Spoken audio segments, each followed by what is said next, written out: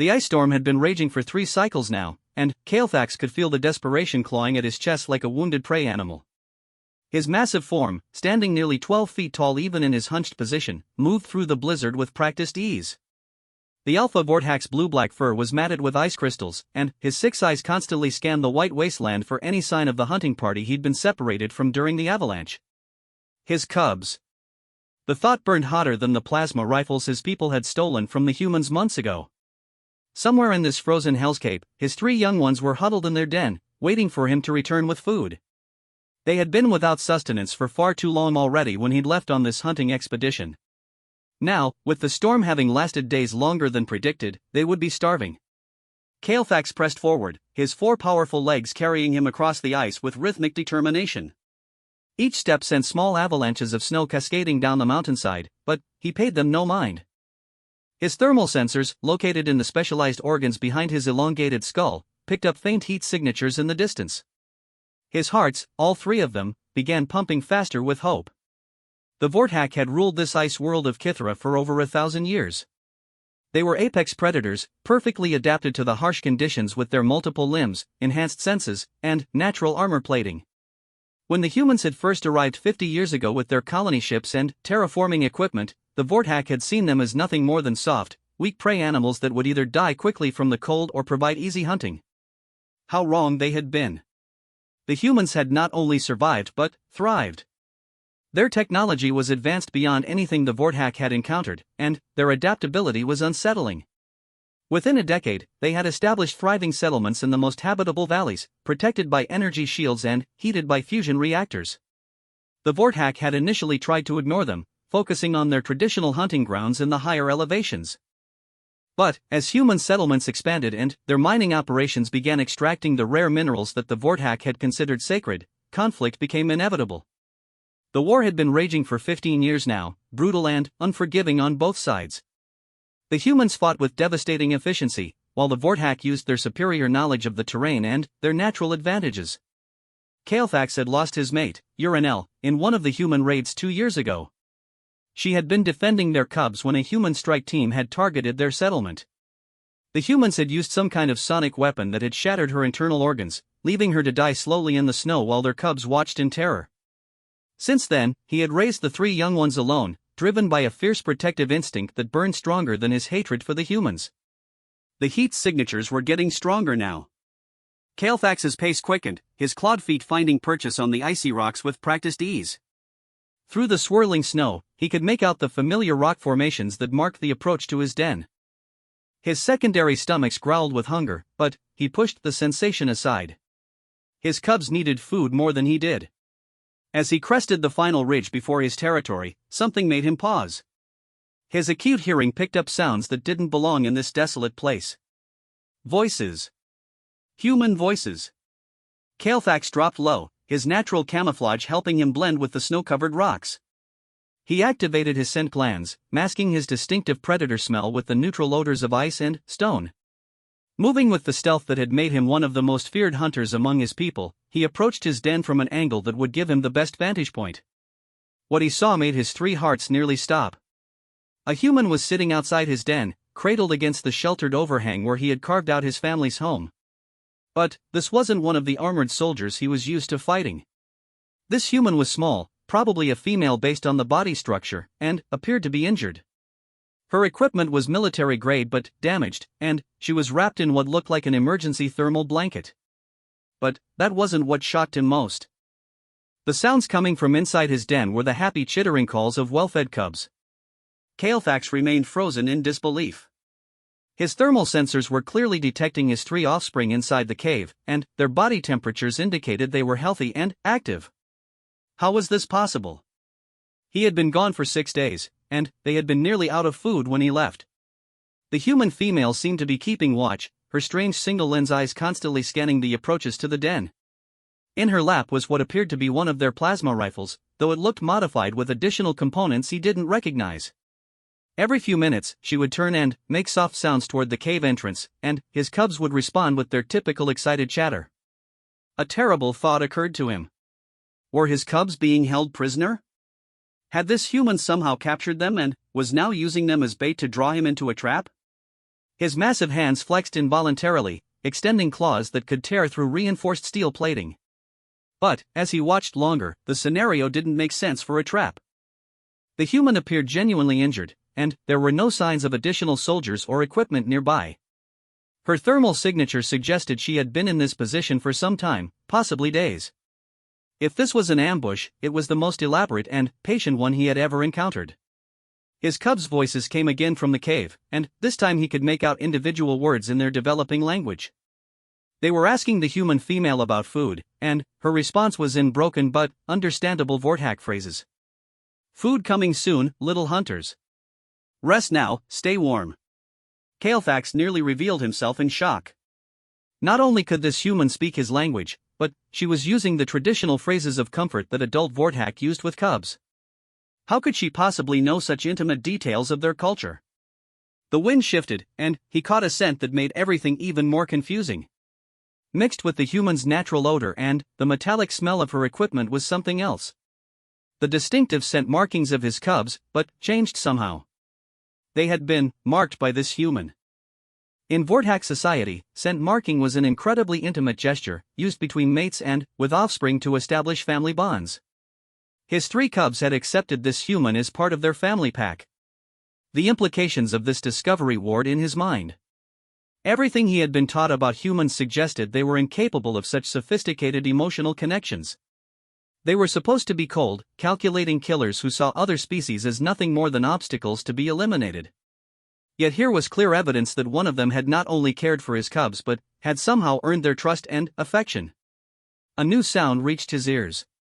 From deeper in the cave came the rhythmic breathing of sleeping cubs, but also something else. A low humming noise that he recognized as a human heating device.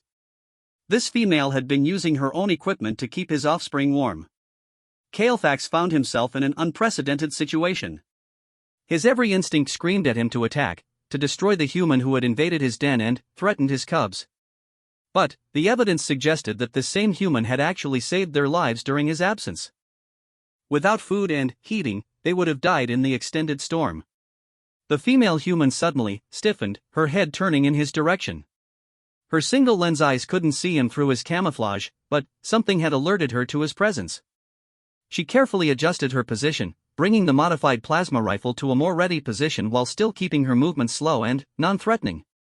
"I know you're out there," she said in surprisingly clear Vorthak, though her pronunciation had the harsh accent typical of human vocal cords. "Your cubs are safe. They're fed and warm." Kalefax remained motionless. This could still be an elaborate trap, though he was beginning to doubt that explanation. The human's behavior didn't match any tactical scenario he was familiar with. "My name is Sarah Chen," the human continued, her voice carrying clearly through the thin air. "I'm a xenobiologist with the Kithara Colonial Research Division. My transport crashed 4 days ago during the storm. Your cubs found me when I was dying from hypothermia." She paused, and Kalefax could see her checking some kind of device attached to her wrist. "They saved my life," she continued. "The smallest one, the female with the silver markings on her face, she brought me to this cave. They shared their food with me and helped keep me warm. When their food ran out, I used my emergency rations to feed them." The smallest one with silver markings. That was Zirakel, his daughter. She had always been the most curious of his cubs, constantly exploring and investigating anything new in their territory. It would be exactly like her to approach a dying creature and try to help it. "I know you must be their father," Sarah continued. "They talk about you constantly. Strong Alpha father this and Great Hunter father that. You're their whole world." Despite himself, Kalefax felt a warmth in his chest at the human's words. His cubs did indeed worship him, following him everywhere and hanging on his every word when he told them stories of successful hunts or taught them survival skills. "I also know you have every reason to kill me," Sarah said, and now there was a tremor in her voice that suggested fear. "My people have done terrible things to yours. I've seen the casualty reports, I know about the settlements we've destroyed. If our positions were reversed, I'd want revenge too." She was quiet for several long moments, and Kalefax found himself strangely moved by her honesty. Most humans he had encountered were either screaming in terror or shouting battle cries when confronted with his kind. This calm acknowledgement of the situation was unexpected. But, please, Sarah continued, don't let your hatred for my species extend to your cubs. They're innocent in all this. They don't understand the war, they just know that they were cold and hungry and alone, and now they're not. From inside the cave came the sound of movement, and, moments later his youngest cub, Trenmore, appeared at the cave entrance. The small Vorthax's 4 eyes were bright with alertness, and he immediately focused in Caelfax's direction. Alpha Father. Trenmore's excited call pierced the air. Alpha Father returns. Soft voice human, Alpha Father is here. Caelfax's camouflage was useless now. He slowly stood to his full height, towering above the rocks that had concealed him. Sarah Chen's reaction was immediate but controlled. She didn't scream or try to run, though he could see her knuckles whiten as she gripped her weapon. Instead, she slowly stood as well, keeping her rifle pointed down but ready. For a long moment, the Alpha Vorthax and the human xenobiologist stared at each other across 20 feet of snow-covered ground. Between them, Trenmore was practically vibrating with excitement, clearly torn between running to his father and staying near the human who had cared for him. Caelfax took a careful step forward, his massive form moving with deliberate slowness. Sarah held her ground, though he could see her entire body tense with the effort of not fleeing. Her courage was impressive, he had to admit. Most humans faced with a fully grown Vorthax Alpha either attacked immediately or ran in terror. Thank you, he said in English, a harsh consonant sitting awkwardly on his vocal cords. It was one of the few human phrases he had learned during interrogations of captured soldiers. Sarah's eyes widened in surprise. Clearly, she hadn't expected him to know any of her language. You're welcome, she replied in Vorthax, still managing to keep her voice steady. They're beautiful cubs. You should be proud. 2 more small forms appeared at the cave entrance. Zirakel and Kythnal, his other 2 offspring, emerged and immediately spotted their father. But, instead of running to him as they normally would, they looked uncertainly between him and Sarah, clearly sensing the tension in the situation. It's okay, little hunters, Sarah said softly, using the same phrase she had spoken earlier. Your Alpha Father is home now. I told you he would come back. The cubs' relief was obvious as they finally abandoned their restraint and bounded through the snow toward Caelfax.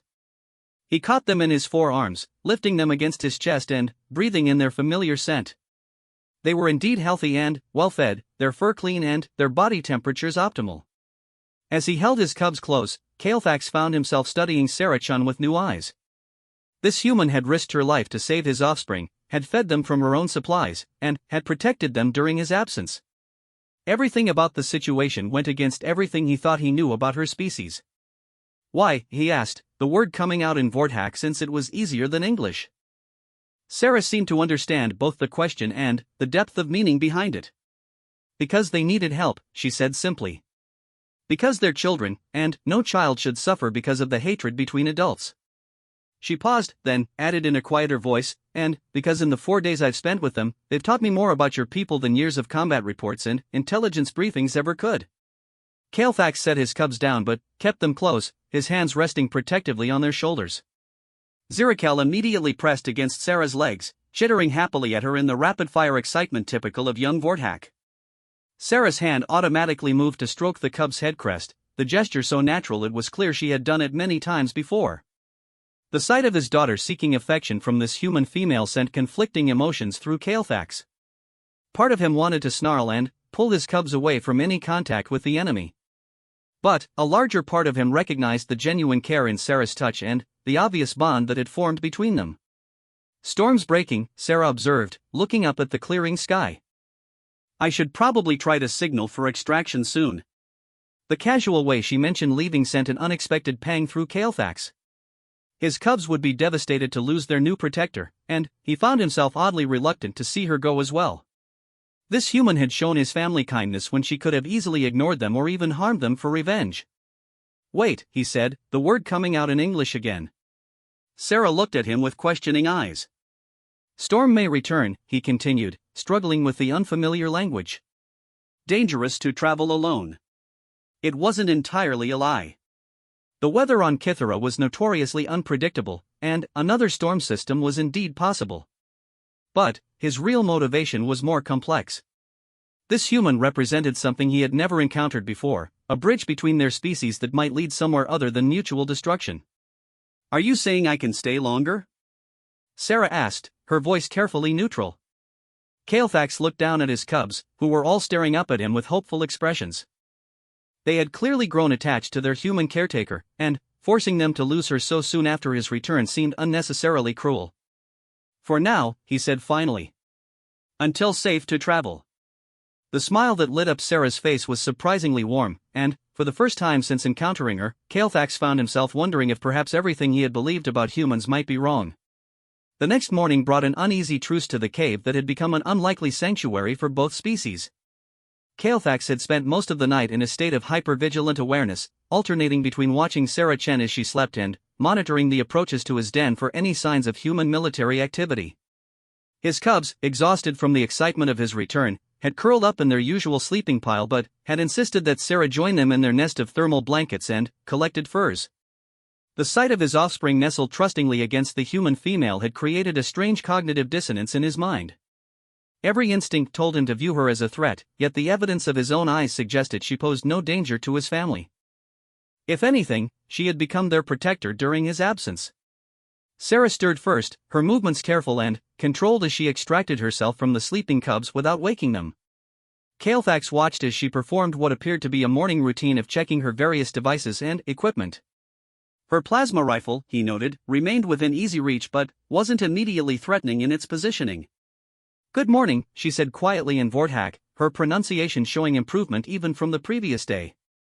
"Morning," he replied in English, still finding the human language awkward but determined to make the effort.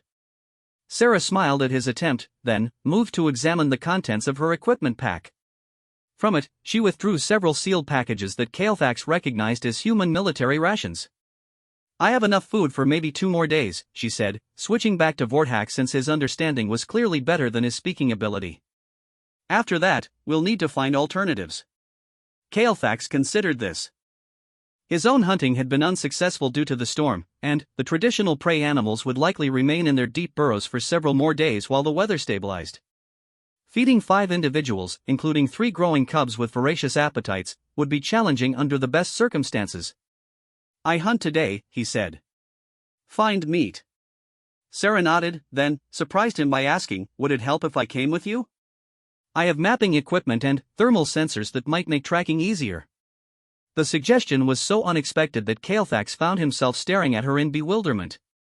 A human offering to assist with a hunt? The very concept seemed absurd. Humans were prey animals, weak and slow, with poor senses and no natural weapons. What possible assistance could she provide? But, even as these thoughts ran through his mind, he recalled her equipment modifications and the obvious sophistication of her technology. Perhaps her offer wasn't as ridiculous as it first seemed. "Dangerous," he said finally. "Prey animals fight when cornered." "I understand the risks," Sarah replied. "But I've been studying Kitharan wildlife for 3 years now. I know their behavior patterns and migration routes. And my sensors can detect heat signatures through snow and rock." Kalefax felt his cubs stirring behind him and turned to see all 3 of them waking up with the synchronized precision typical of their species. They immediately focused on Sarah, chittering their morning greetings with obvious affection. "Soft voice human," Zirakal practically sang as she bounded over to Sarah. "You stayed. Alpha Father didn't make you leave." The casual way his daughter assumed he might have forced Sarah to leave made Kalefax uncomfortable. What had his cubs been telling this human about him? What kind of image had they painted of their father's character? Sarah caught his expression and seemed to read his thoughts. "They love you," she said softly. "Everything they told me about you was filled with admiration and pride. You're their hero." The warmth in her voice when she spoke about his cubs was unmistakable. This human genuinely cared about his offspring, which created a protective dilemma he had never faced before. How could he maintain appropriate suspicion towards someone who clearly had his family's best interests at heart? Trenmore, always the most practical of his cubs, interrupted his thoughts. "Alpha Father, belly empty. Need food soon." The reminder of their immediate needs pushed aside his philosophical concerns. Whether he trusted Sarah completely or not, the reality was that his cubs needed sustenance, and her offer of assistance might be the difference between a successful hunt and returning empty-handed. "Very well," he said to Sarah in English. "You come." But, stay behind. Do not interfere. Sarah's smile was radiant. Thank you. I promise I'll only help if you ask for it. Preparing for the hunt took longer than usual due to the need to coordinate their different equipment and establish basic communication protocols. Sarah demonstrated her thermal imaging system, showing Kalefax how it could detect warm-blooded creatures through several feet of snow and rock. The technology was impressive, he had to admit, and would indeed make tracking much more efficient. His cubs wanted to come as well, as they always did, but both adults agreed it was too dangerous. The storm damage had made the terrain unstable, and there was always the possibility of encountering other humans or hostile wildlife. Instead, they would remain in the cave with strict instructions to stay hidden and quiet. "We'll bring back something special for brave cubs who guard the den," Sarah told them in Vorthak, using a traditional hunting blessing that made Kalefax's heart skip with surprise. Where had she learned such intimate cultural knowledge? The terrain outside the cave was treacherous, with ice-slick rocks and unstable snowdrifts that could conceal deadly crevasses. Kalefax moved with practiced ease, his forelegs and extended claws providing excellent stability on the uncertain surfaces. Sarah, despite her human limitations, proved surprisingly adept at following his path, though she clearly had to work much harder to maintain their pace. They traveled in relative silence for the first hour, moving deeper into the wilderness where the larger prey animals traditionally sheltered during severe weather. Kalefax found himself grudgingly impressed by Sarah's endurance and determination. She never complained about the difficulty of the terrain or asked to slow their pace, though her breathing showed the strain of keeping up with his much longer stride. When they reached the hunting grounds, Sarah activated her detection equipment and immediately began picking up multiple heat signatures in the network of caves and overhangs below them. She shared the display with Kalefax, pointing out the largest concentrations of potential prey. "There," she said, indicating a cluster of 6 warm bodies hidden in what appeared to be a natural rock shelter. Probably Kitharan ice bears based on the size and grouping pattern. Kalefax studied the readings with growing respect for her knowledge. Ice bears were indeed excellent prey, providing substantial meat that would feed his family for many days. They were also notoriously difficult to locate during storms, as they hibernated in carefully concealed dens that were nearly impossible to spot without specialized equipment. "Good hunting sense," he admitted grudgingly. Sarah's expression brightened at what he realized was probably the first compliment he had given her. "Thank you. I've always believed that understanding your prey is the key to successful hunting." They spent several minutes planning their approach. Ice bears were powerful but slow, and their hibernation state would make them sluggish and vulnerable. However, they were also fiercely protective of their cubs, and a cornered adult could be extremely dangerous even to a Vorthak alpha. As they moved into position, Kalefax found himself observing Sarah's behavior with growing curiosity. She moved with careful precision, clearly understanding the importance of stealth and positioning. Her questions about his hunting strategy showed genuine interest in learning, not just idle curiosity. Most surprisingly, she seemed to instinctively understand the almost ritualistic aspects of the hunt that were so important to Vorthak culture. The actual hunt was almost anticlimactic. With Sarah's sensors providing exact positioning data, Kalefax was able to approach the hibernating bears with perfect stealth. A single precise strike with his claws dispatched the largest male before it could fully wake, providing enough meat for many meals while leaving the cubs and females unharmed. As he prepared the carcass for transport, Sarah surprised him again by offering traditional words of thanks to the prey animal's spirit, another deeply cultural practice that humans weren't supposed to understand or respect. "Where did you learn our ways?" he asked, his curiosity finally overcoming his caution. Sarah was quiet for a moment, her expression becoming thoughtful and somewhat sad. "My research," she said finally. "But also from your people who were captured during raids." Kalefax's movements stilled. Captured Vorthak were typically interrogated and then executed by human forces.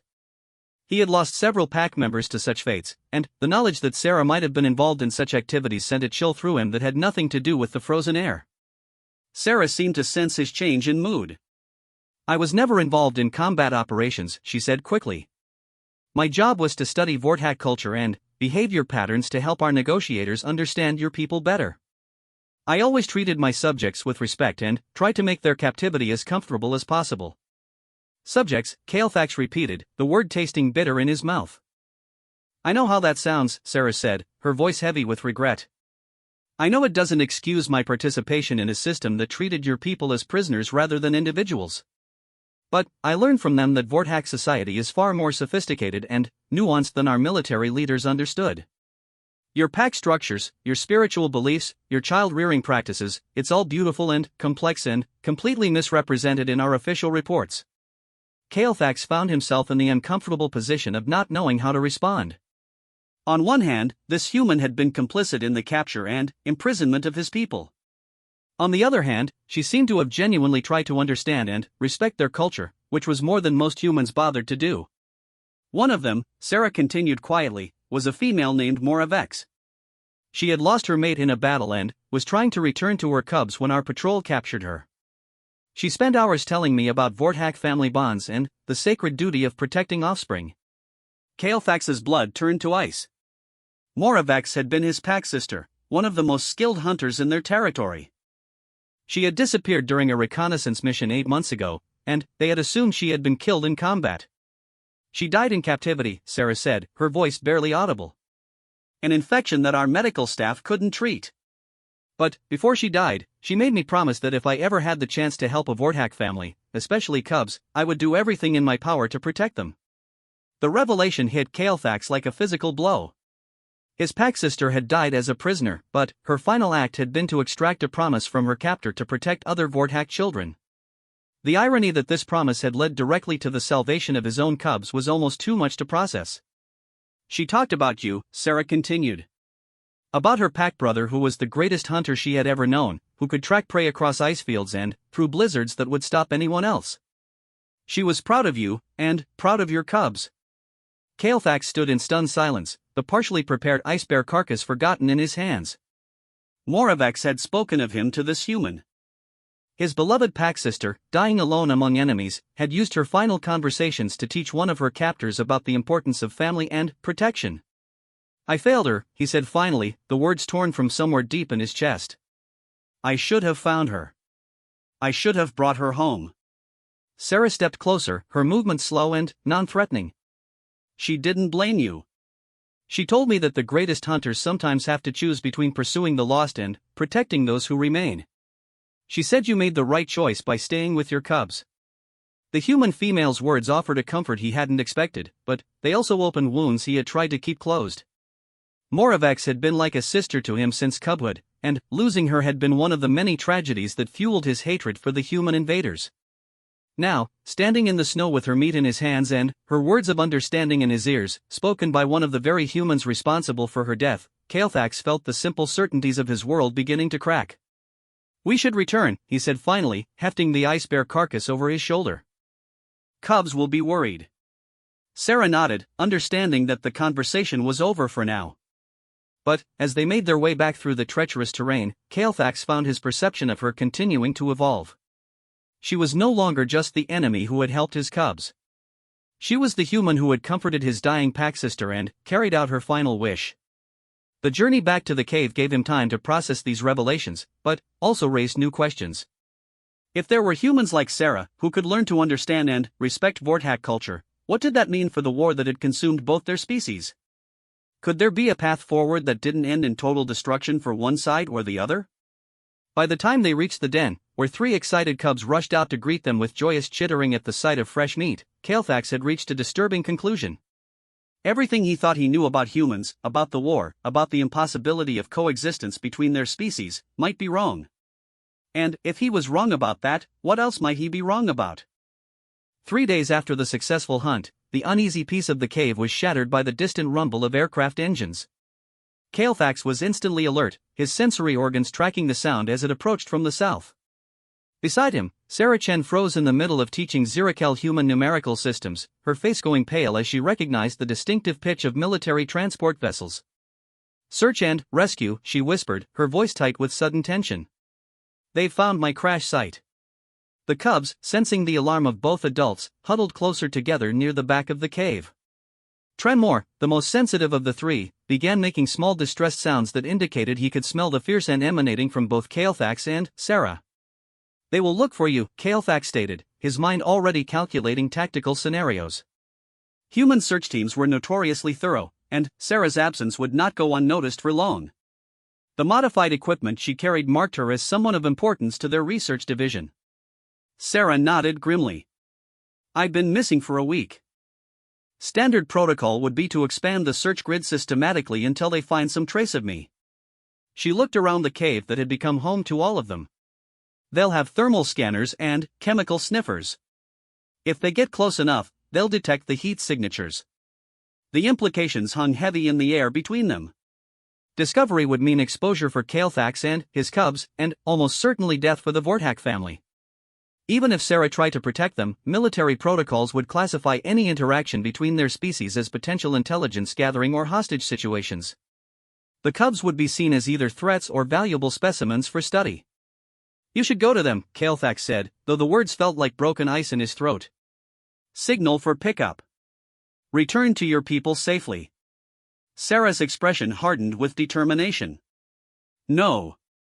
I won't lead them here. I won't put your cubs at risk. This is not your choice to make, Kael'thax growled, his protective instincts flaring. My cubs are my responsibility. And they're my responsibility too, Sarah shot back with surprising firmness. I've fed them, protected them, and earned their trust. You don't get to dismiss that bond just because it's inconvenient. Zirakel chittered anxiously between them, clearly distressed by the rising tension. Her small form pressed against Sarah's leg while reaching toward her father with one arm, trying to physically bridge the gap between the two adults who had become her world. The gesture stopped Kael'thax's angry response before it could form. Looking down at his daughter's frightened face, he realized that this conflict was exactly what she feared most. The two protectors in her life were arguing, threatening to tear apart the fragile safety she had found. I'm sorry, he said quietly, switching to Vorthak so the cubs could understand. Soft voice human is family too. I shouldn't have spoken harshly. Sarah's eyes widened at his words. The concept of family among the Vorthak was sacred and absolute. By acknowledging her as family, he was offering her a status that transcended species barriers. The aircraft sounds were getting closer, and they could now distinguish individual engines. At least 3 heavy transports, accompanied by what sounded like armed escorts. This was a major search operation, not a routine patrol. There's another option, Sarah said suddenly, her face brightening with an idea. My emergency beacon has a remote activation code.